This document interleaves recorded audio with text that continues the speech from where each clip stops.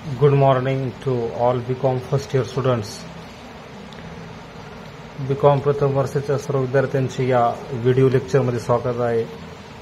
मी प्राध्यापक गणेश कोळेकर आपणास business mathematics and statistics हा विषय शिकवतो. यामध्ये आपण जो आपला तिसरा चॅप्टर आहे कॅल्क्युलेशन ऑफ मीन मेडियन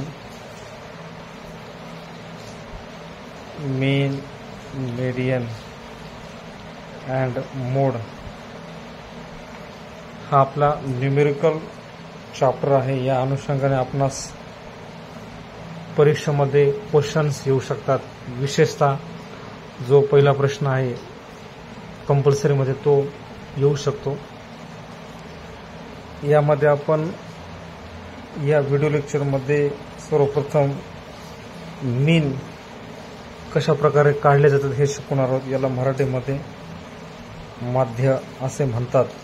तसेच याला आणखीन जे नाव आहेत त्याच्यामध्ये ॲव्हरेज किंवा पर्सेंटेज असं म्हटलं जाते.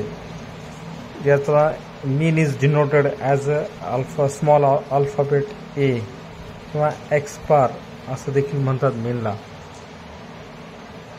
तर विशेष करून यामध्ये मुख्य 3 सिरीज म्हणजे आपण त्याला पदमाला असे म्हणू, त्या 3 असतात. नंबर 1 ला सिंपल सिरीज असते, 2 नंबरला डिस्क्रीट आणि 3 नंबरला असते कंटिन्यूस सिरीज. तर ह्या 3ही सिरीजमध्ये मीन असेल, मेडियन असेल, मोड असेल या विषयाचे प्रॉब्लेम आपण शिकणार आहोत. तर सिंपल सिरीजला मराठीमध्ये आपण सरळ पदमाला असं म्हणू. डिस्क्रीट सिरीज जी आहे तिला खंडित पदमाला म्हणतात व जी तिसरी आहे तिला सतत पदमाला असे म्हटले जाते. तर सर्वप्रथम जी आहे सिंपल सिरीज, ह्या सिंपल सिरीजचे प्रॉब्लेम आपण बघणार आहोत. तर त्याच्यामध्ये आपण लिहू शकतो calculation of mean in simple series. Okay,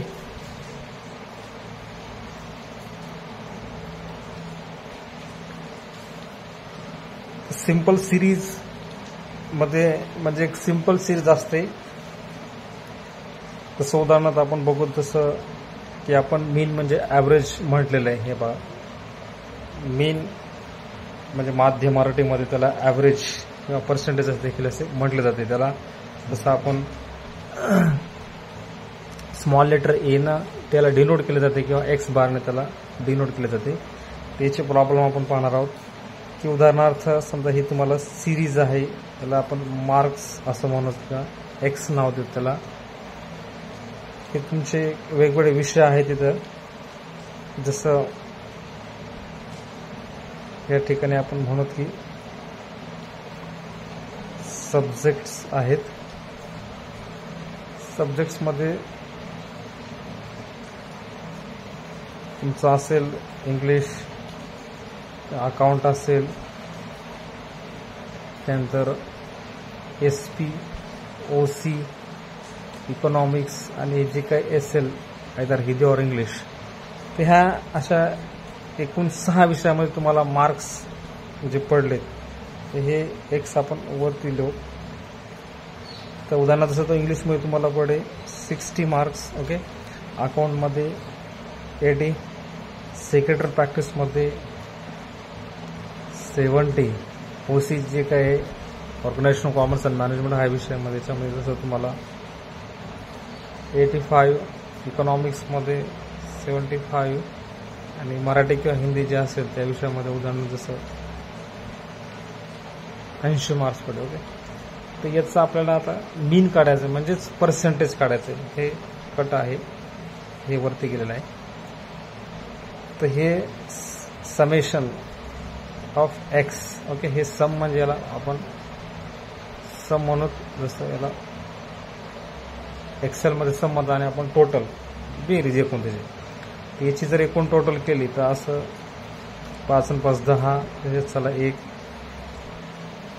7 आणि 8 15 आणि 7 22 आणि 8 30 आणि 8 38 आणि हे 7 45 ओके 450.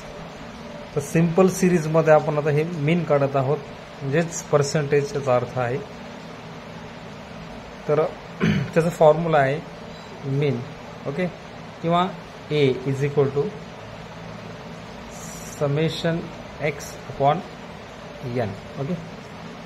तर समेशन एक्स म्हणजे ही जे टोटल आपण कॅल्क्युलेट केली ती लिहायची आहे 450 आणि एन म्हणजे हे जे एकूण विषय तुमचे आहेत तर हे टोटल विषय 6 आहेत ओके. तर हे 450 भागिले 6 जर कॅल्क्युलेशन केलं तर हे आपल्याला भागाकार करायचं आहे.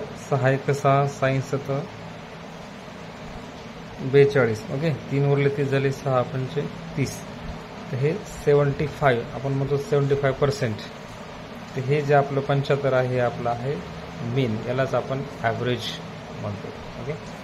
तर हे अशा प्रकारे सिंपल सिरीज ओके मध्ये मीन काढण्याचं हे व्यवस्थित टेक्निक आहे. ते सर्वांनी समजून घ्यावे. तर आपल्या जो सिलेबस आहे याच्यामध्ये आपल्याला सिंपल सिरीजमध्ये मीन काढण्याच्या 2 पद्धती आहेत. याच्यामध्ये सर्वप्रथम ही आपली डायरेक्ट मेथड याला आपण म्हणतो आणि जी दुसरी आहे ती आता आपण शिकणार आहोत ती शॉर्टकट मेथड ओके.